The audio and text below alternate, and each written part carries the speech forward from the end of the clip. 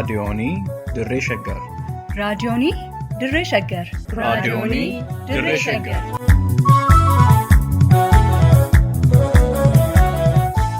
raadiyoonii Dirree Shaggar. raadiyooniin Dirree Shaggar torbaan guutuu guyyoodhaan galgalatti sa'aatii tokkorraa eegalee hamma sa'aatii tokkoof walakkaatti dambalii gabaabaa meetir baandii 19 kiiloo heerzii 15,415 irratti qophii dabarsuu amma jalqaba. raadiyoonii Dirree Shaggar.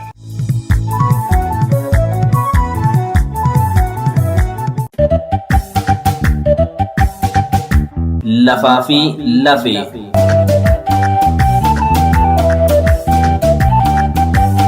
Lafti qabeenya akkattaa hin qabneedha. Gamoo ijaaruun, warshaa dhaabuun, qotanii oomishuun, tikfatanii horuun, jiraatanii gadaa arguun, du'anii awwaalamuun yoo lafa qabaatan qofa. Oromoon eega sirna alagaa jalatti kufee booda lafa isaa mulqame. Ammallee lafa isaa fudhachuuf alagaan itti roorrisaa jira. Kanaaf qophiin lafaaf lafee jedhu kun daba Oromoo lafa mulquu, lafarraa buqqisuu, lafa isaarra alagaa qubachiisuu fi qabeenya uumamaa Oromoo qisaasuu irratti dalagamu ni saaxila, ni xiinxala, ni mari'achiisa. Lafti keenya lafee keenya. Dhaggeeffattoota keenya kabajamoo akkam jirtu? Sagantaa keenya lafaaf lafee har'aatiin gaafiif deebii Injiinar Gizaachoo Teessoo Dr. Daani'eel Tafarraa Dibaabaa waliin ji'a fulbaanaa darbe keessa waa'ee saamicha lafa Oromoo irratti deemaa jiru ilaalchisanii Finfinnee News Network irratti taasisan keessaa akka qophii kanaaf ta'utti kan qopheessine isiniif dhiyeessina. Kan qindeesse Duubee Wayyeessaa, kan isinii dhiyeessu immoo ani Gurmeechaa Gammachuuti. Hanga xumuraatti nu waliin tura.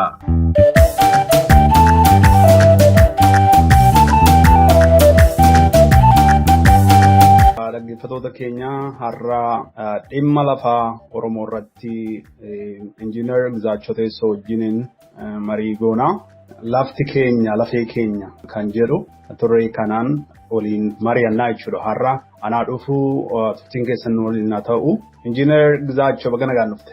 Baga nagaan na eegde galatoominaaf feeruu keessa. Ayyee. Har'a egaa waan lafa Oromoo irratti kan mari'annu qabsoo Oromoo waggaa dheeraatiif gaggeeffamu keessatti waa'een abbaa biyyummaa, waa'een abbaa lafaa ta'uu deddeebi'ee gaaffii ka'uudha. Kanarratti har'a waliin mari'annaa jechuudha. Qabsoo keessumaa baroota 2014 haga 2018tti Oromoon gaggeeffame keessatti dhaadannaan lafti keenya lafee keenya kan jedhu dhaadannoo ijoo ture.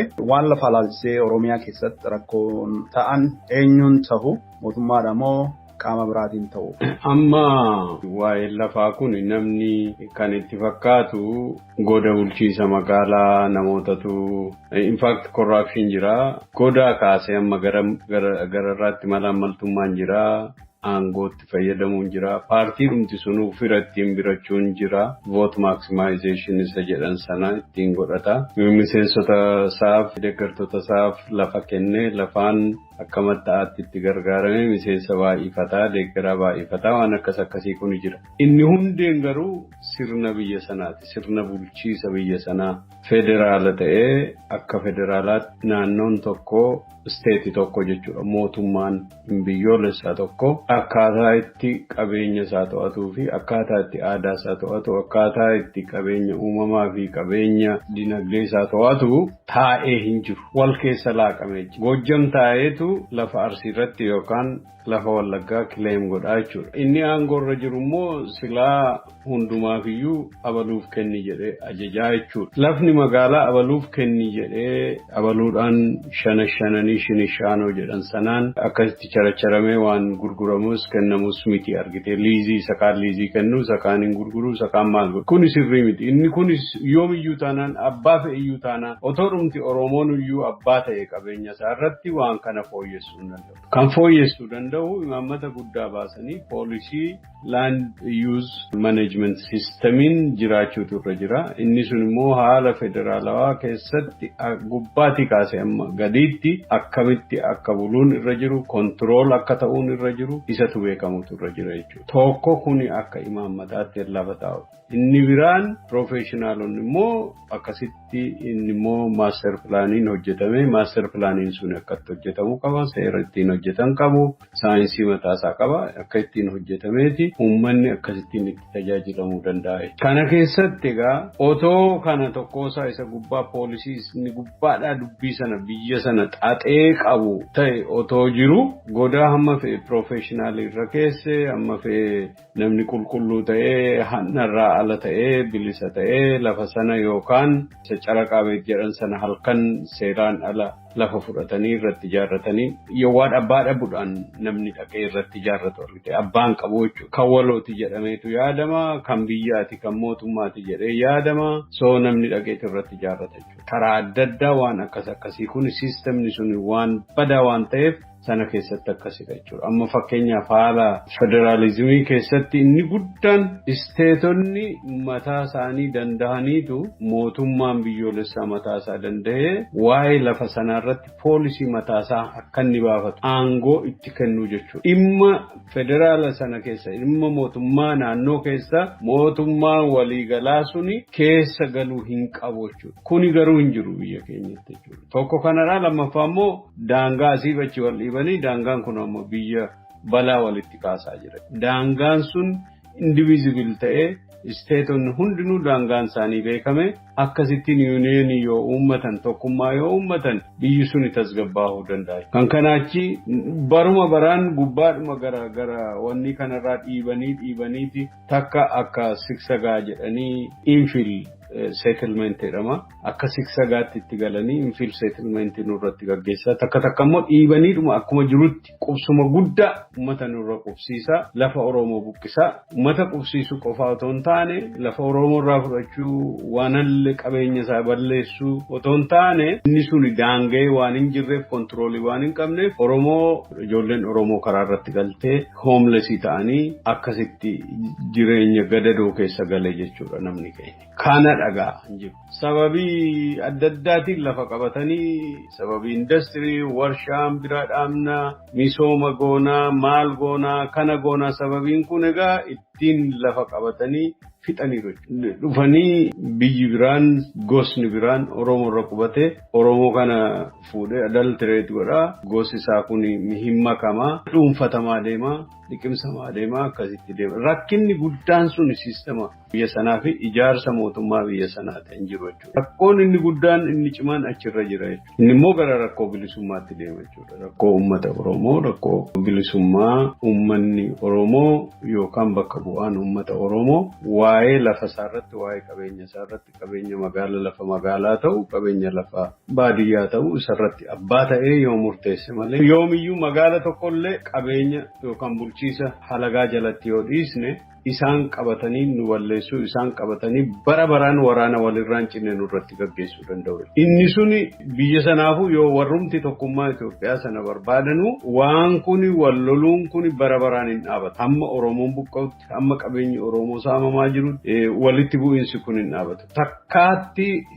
rakkoo kana hiikuu yoo ta'e akka rakkoo argitee fulla'ee dhalootarraa dhalootatti darbee rakkoo sustainable solutionii sustainable ta'e fala dhaabbataa fala waaraa yoo barbaadame biyyi suni akka kana kan abbaasaa abbaadhuma isaaf kennuutu gaariidha. Mootummaan Itoophiyaa akkaataa jedhutti rakkoon lafaa waan ijaarsa seeraan alaaf weerara lafaa babal'achaa jiru wajjin wal qabsiiseeti kan inni dubbatu.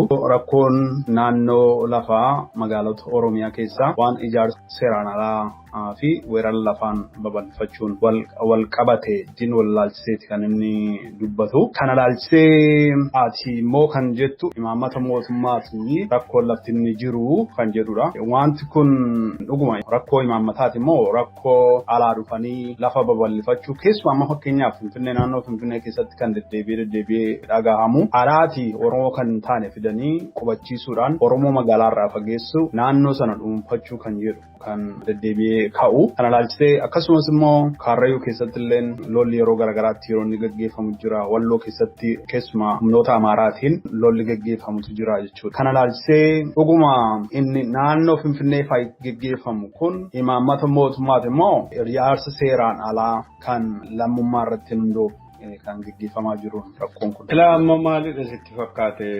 mootummaan naannoo Oromiyaa kuni booksii keessaa bahanii sanduuqa sana keessa jiran sana keessaa bahanii karaatti yaadanii hin qabani argite. Karaatti amma rakkoon kun fiiksi ta'uu hin qabu. Gubbuma bara duriitii yoo kaasne ilaalle amma lafa naannoo Amaaraa jedhamee himamu kana Marsaa, Urgeessa, Qobboo maalin namni jedhamu kun lafuma Oromooti maqaa Oromooti. Har'a fudhatame miti inni har'a jalqabe miti. Oromoo assimileet godhanii achirraa fiiksisaa dhufan jechuudha. Kuni siistemni kun gubbaadhaa dhufanii qubatu malee Oromoon ol deemee qubatee hin beeku jechuudha. Amma siistemni sun riivarsi. Otoodhuma riivarsii gochuu baatanii bakkuma jirutti otoo dhaabbateeyyuu waan biraati. Inni kun immoo amma babal'achaa jira. Finfinnee naannoo Finfinnee guddisuu qofa otoo hin ta'in warri Amaaraa naannoon Amaaraa dhufee Finfinnee wajjin wal qabateera. Waraanni isaanii humnaan qubateera maalidha deebiin isaanii biyya keenyadha. Biyya keenya iddoo fe'edhamne qubachuu dandeenyaadha. Biyyi isaanii suni jireenya Oromoo irratti badii Oromoo irratti hundaa'eetudha. Biyyi suni jiraachuu qaba jedhanii amanan. Yoo Oromummaan bade malee jireenyi biyya sanaa jiraachuu hin danda'an waan jedhan tilmaama fokkataa baasanii deemu jechuudha. Sirriin taane jechuudha. Inni sun immoo tokko walleessanii inni tokko cal jedhee taa'ee badii sana fudhachuun irra hin jiru. Har'a miti waggaa 5 dura akkuma maaster pilaaniin suni baheen maaster pilaanii sana nuu fidanii anaan barbaadanii waa'ee maaster pilaanii namni baratee jira waa jedhanii anaan na barbaadanii na arganii jechuudha. Dura reediyoo afaan Oromoo tokkotu reediyoo Sefana Balbaali. Achi namni na arganii warri kaanis amma waan kana kan ani baradhe eega baranii booda maaster pilaanii suni na ergame jechuudha. Namoonni biyya keessaas informationii qaban baasan jiru. Fakkeenyaaf akka Profeesar Iskeel Gabbisaa faatu fidee naa kenne jechuudha tokko. Maaster pilaanii sana immediately kan fudhadheen yeroo sanatti aksesii GIS hin qabu ture. GIS Geographic Information System danii maappii sana ragashinee irra deebinee iskeel goone akka hojjennu goone ta'ee namni Dr. Misgaanuu jedhama. Oslo jiraata inni fuudhee wanniidhaan hojjete jechuudha. Yeroo sana donno yoo overlap gooneeti maappii Oromiyaa fi maappii Finfinnee isaan claim godhan sana walirra gaafa keenyu Oromiyaan lamatti cabeera jechuudha. Gaafa ilaallu zooniin gara Guraagee fi warri kaan kun afaan Amaaraatiin hojjetu inni gararraa kun afaan Amaaraan hojjeta.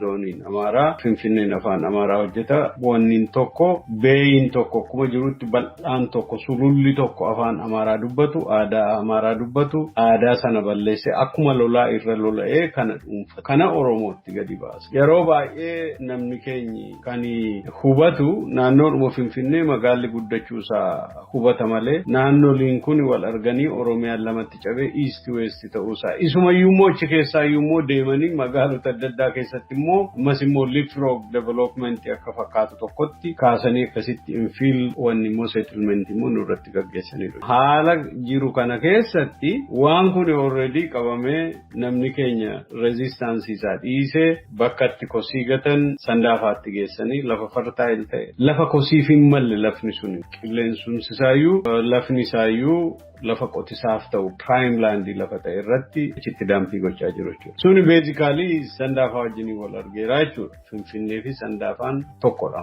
Sobadha inni Oromiyaa maalii jedhan kun waan jirredha sobadha. Sandaafaa jechuun Finfinneedha. Finfinnee jechuun sandaafaa ta'eera jechuudha. Sandaafaan jedhanii wal Addis Ababa jedhanii walumatti makanii walitti makame. Caancoodhaa bishaan fudhachaa jiru waan allee naannoo Caancoo naannoo eessa sun walitti guddinaan magaalli akkasumatti bal'ataa badachaa deema. Sulultaan akkasii sabbataan akkasii sabbanni amma liqimsameera Aqaaqi liqimsameera Bishooftuun liqimsamteetti akkasitiin already control ala ta'eeti isaanumaafuu guddinni isaa magaalli sunu out of control ta'eera jechuudha. Urban sprawl irra darbeetu hambira waan akka duguuginsa sanyii deemsisuutti deemeera jechuudha. Baruma sanayyuu waan kuni duguuginsa sanyii wajjin wal fakkaata. Waan kuni Oromoo balleessa waan kuni qabeenya Oromoo balleessa. Oromoo waan kana caljechuun irra hin jiru waan jedhu irratti argumentii dhiyeessaa turre namoonni baay'een maalumaafuu waa'ee duguuginsa sanyii kaasa namni naan jedhu waa'ee inni kaan nama Oromoo keenya warrooma nama intelligenshaa namti Oromoo yoo akkas jechaa ture jechuudha. Amma kun asirra jirraa jechuudha. Oromoon lamatti cabuunsaa Oromiyaan lamatti cabuunsaa amma Dooktar Mulkeessaanuu mirkaneesseera jechuudha. Kuni waan ofiisaafuu bulchaa ture achirraa dhiisee dhufe jechuudha. Ammoo ofii keenya iyyuu waan argaa jirrudha. Inni suni akka xiinxalaa calaatti dhiyeessine yeroo sana har'a garuu dhugoomee argine irraa jechuudha. Yeroo sana namni arginu wajjiniin gochuu nu dura dhaabbachuu danda'a ture. Har'a garuu maal jedhanii yoodhuma otoo dhugaa arganii yoo dhiisan malee. Amma gara dubbii keettan sii deebi'a. Haalli akkasii bakka jiru bakka afaan tokko foorsil ta'ee duubatti deebinee afaan Oromooyyuu dhiisanii har'a walgahii afaan Amaaraa gaggeeffatanii bulchiisa Oromiyaa keessatti afaan Amaaraatiin gaggeessan keessatti aadaa tokkicha afaan tokkicha namarratti impose gochaa jiran kana keessa deemnu kanarratti garamitti deemaa jira yoo jenne ilaalle haalli sun akkasitti deemaa jira. Amma inni higgawaxxi jedhan suni higgawaxxiin abbaan qabu lafni abbaan qabu lafa Oromoo eenyutu gurgura dallaalaa gurguraa jira gabaa keessatti markaatoo keessatti lafa dallaalan bakka kaadireen hundinuu gurgura dabballoonni mootummaan qabalee filatamaan waan allee poolitikaan kun inni aangaan kun gubbaadhaa kaase lafa warshaaf eenyutu kenna naannoon suni irratti wanni qabu akka siistema federaalaa otoo ta'e kuni abbaa qaba argite amma obboleessi koo yoo machaa ta'e lafa gurguratee halagaa fideen irra qubsiisa ta'e gosni koo fudhachuun irra hin jiru sanyiin abbaa koo sanyiin qoomoon haadha koo fudhachuun irra hin jiru achi dursa argatanii achi keessaa kontiroolii qabaachuu irra jira nam tokko yoo waan ati gootu suni aakshiniin ati gootu tokko saba naannoo sanaa balleessuun irra hin jiru ufii kee qabeenya kee waan feete godhachuu dandeessu garuu waan ati gootu tokko saba sanarratti community achi jiru irratti balaa fiduun irra hin jiru. Amma community achi jiru irratti balaa fidaa jira. Bulchiisni suni halkan hojjetamee bula halkan abbaan qabu otoo abbaan isaa jiraate irratti du'ee irratti mirga isaa kabachiifata. Amma abbaan qabu lafa inni tokko hammootummaateedha inni tokko hansabaateedha. Ilaalchi jiru lafni hammootummaatii mootummaan abbaa fe'eef kennaadha. Bulchiisotatti qaxaraa injineerotatti qaxaraa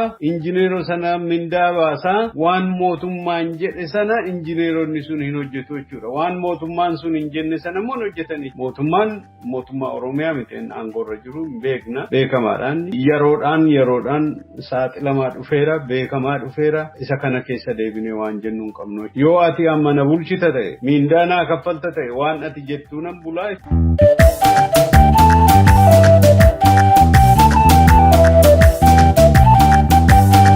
Dhaggeeffattoota keenya ibsa injiinar Gizaachoo Teessorraa hubannoo akka argattan ni abdanna. Ibsa kanarraa kan hafe yeroo biraa itti deebina. Har'aaf nagaan nuuf tura.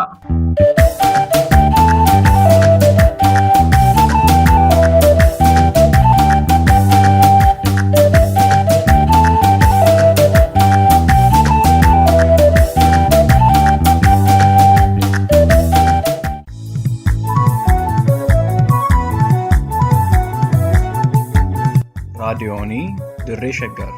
raadiyoonii Dirree Shaggar. raadiyoonii Dirree Shaggar.